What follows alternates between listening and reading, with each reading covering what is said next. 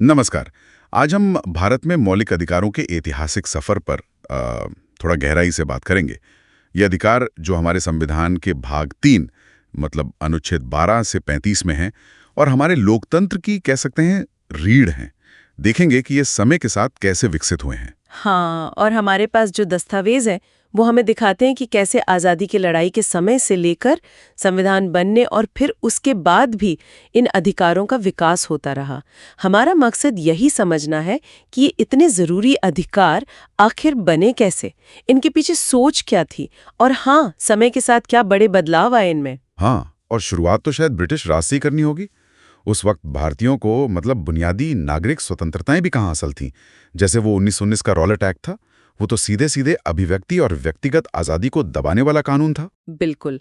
और इसी तरह के कानूनों ने, इसी दमन ने शायद गारंटी शुदा अधिकारों की मांग को और ज्यादा हवा दी। लेकिन ये मांग कोई अचानक नहीं उठी थी। अच्छा। अगर हम पीछे देखें तो 1895 में भी बाल गंगाधर तिलक के स्वराज विधेयक में इसकी एक झलक मिलती है। अच्छा, 1895 में भी? हाँ, नागरिक स्वतंत्रता की बात उसमें थी। फिर एक बहुत अहम पड़ाव आया 1928 में, मोतीलाल नेहरू रिपोर्ट। हाँ। ये शायद पहली बार था जब किसी औपचारिक भारतीय दस्तावेज ने धर्म, जाति या लिंग के आधार पर भेदभाव किए बिना समान अधिकार की बात कही। भाषण की आजादी, धर्म की स्वतंत्रता, ये सब उसमें शामिल था। उस जमाने के हिसाब से ये बहुत ही प्रगतिशील बात थी। सही कहा। और फिर 1931 का कांग्रेस का कराची अधिवेशन भी है, जवाहरलाल नेहरू अध्यक्ष थे उसके। हाँ। उसमें भी तो मौलिक अधिकारों और आर्थिक कार्यक्रम पर एक संकल्प अपनाया गया था। हाँ, वो भी बहुत महत्वपूर्ण था। उसमें अभिव्यक्ति की स्वतंत्रता, कानून के सामने बराबरी और हाँ, अल्पसंख्यकों की सुरक्षा जैसे कई अधिकार शामिल थे। तो अब देख रहे हैं, आज़ादी मिलने से पहले ही अधिकारों का एक खाका, एक नक्शा तैयार होने लगा था। बिल्कुल, ये दिखाता है कि ये अधिकार सिर्फ अंग्रेजों के खिलाफ एक प्रतिक्रिया नहीं थे, बल्कि आने वाले भारत का एक विजन, एक दृष्टिकोण भी था। फिर आई संविधान सभा 1946 में और 1947 में डॉक्टर बी आर अम्बेडकर की अध्यक्षता में ड्राफ्टिंग कमेटी बनी। जी, इसी कमेटी ने इन सारे विचारों को, इन मांगों को एक संवैधानिक शक्ल दी। अच्छा, इस प्रक्रिया में मतलब संविधान बनाते समय क्या बाहरी देशों के संविधानों से भी प्रेरणा ली गई? हाँ, बिल्कुल, ली गई। कई स्रोत थे, जैसे अमेरिका का बिल ऑफ राइट्स एक बड़ी प्रेरणा था। आयरलैंड के संविधान से भी, खास तौर पे जो उनके नीति निदेशक तत्व हैं। और उस समय 1948 में मानवाधिकारों की सार्वभौम घोषणा यानी यूडीएचआर भी आ गई थी, तो उसका असर भी दिखता है। लेकिन हमारे संविधान निर्माताओं ने ऐसा नहीं किया कि बस नकल कर ली। उन्होंने इन सभी विचारों को भारतीय जरूरतों और परिस्थितियों के हिसाब से ढाला। और एक बहुत महत्वपूर्ण फैसला ये भी हुआ कि कुछ अधिकार न्यायोचित होंगे और कुछ गैर न्यायोचित। मतलब कुछ को आप कोर्ट में ले जा सकते हैं, लागू करवा सकते हैं, और कुछ सिर्फ राज्य के लिए गाइडलाइन होंगे। ये फर्क क्यों जरूरी समझा गया? ये एक तरह का आप कह सकती हैं व्यवहारिक संतुलन साधने की कोशिश थी। संविधान बनाने वाले कुछ अधिकारों को इतना बुनियादी मानते थे कि उन्हें फौरन कानूनी गारंटी देना चाहते थे।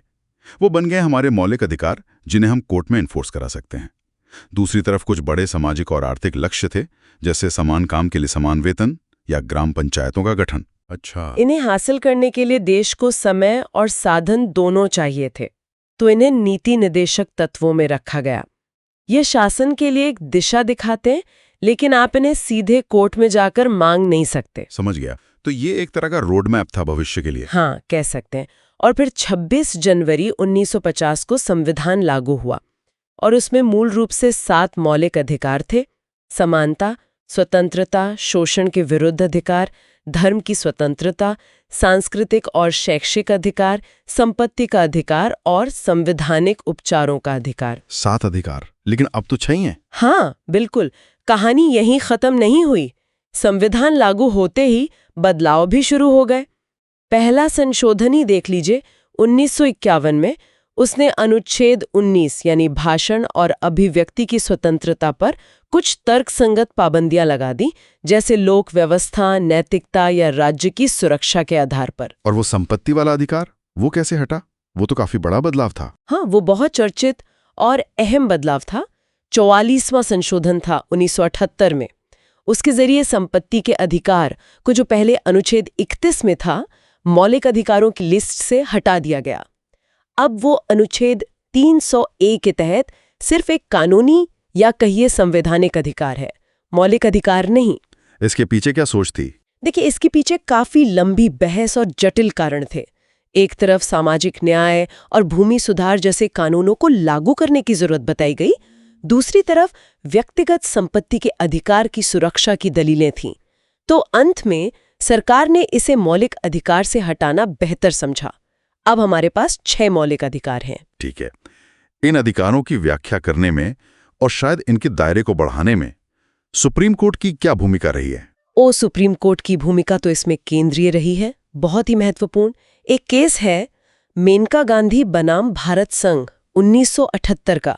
ये एक मील का पत्थर है।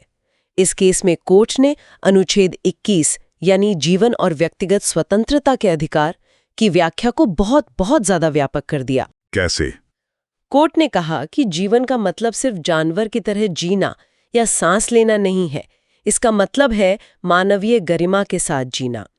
और इसी गरिमापूर्ण जीवन में उन्होंने कई और अधिकार शामिल माने, जैसे निजता का अधिकार, विदेश यात्रा का अधिकार वगैरह। तो अनुच्छेद 21 एक तरह से कई अधिकारों का स्रोत बन गया। अच्छा। और इससे पहले भी एक बहुत मशहूर केस है केशवानंद भारती वाला 1973 का। हाँ, केशवानंद भारती बनाम केरल राज्य।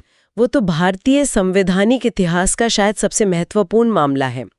उसी केस में सुप्रीम कोर्ट ने संविधान की मूल संरचना या बेसिक स्ट्रक्चर डॉक्ट्रिन का सिद्धांत दिया। मूल संरचना? हाँ। इसका क्या मतलब हुआ? इसका मतलब ये कि संसद संविधान में संशोधन तो कर सकती है, उसे यह अधिकार है, लेकिन वो संविधान के बुनियादी ढांचे को, उसकी नींव को नहीं बदल सकती, उसे नष्ट नहीं कर सकती। और इस बुनियादी ढांचे में मौलिक अधिकार भी शामिल हैं। तो ये एक तरह से मौलिक अधिकारों पर एक सुरक्षा कवच बन गया। यानी संसद भी मौलिक अधिकारों को पूरी तरह खत्म नहीं कर सकती? बिल्कुल, उन्हें कमजोर नहीं कर सकती, नष्ट नहीं कर सकती। ये केशवानंद भारती केस की देन है। और ये सिलसिला रुका नहीं है? मतलब हाल के सालों में भी नए अधिकार जुड़े हैं या उनकी व्याख्या बदली है? हाँ, ये एक लगातार चलने वाली प्रक्रिया है। जैसे 2017 में केएस पुट्टस्वामी मामले में सुप्रीम कोर्ट ने साफ तौर पर कहा कि निजता का अधिकार, राइट टू प्राइवेसी, अनुच्छेद 21 के तहत एक मौलिक अधिकार है। इसी तरह अब इंटरनेट तक पहुंच को मौलिक अधिकार बनाने की बात हो रही है। स्वच्छ पर्यावरण का अधिकार भी अनुच्छेद 21 के तहत ही मान्यता पाता है। तो ये दायरे लगातार बढ़ रहे हैं। तो अगर हम संक्षेप में कहें तो भारत में मौलिक अधिकार कोई पत्थर की लकीर नहीं है, ये एक जीवित सांस लेती हुई व्यवस्था है। बिल्कुल सही कहा आपने।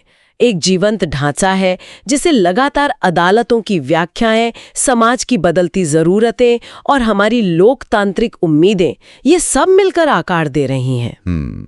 और ये हमें सोचने पर भी मजबूर करता है। किस बारे में? भविष्य के बारे में।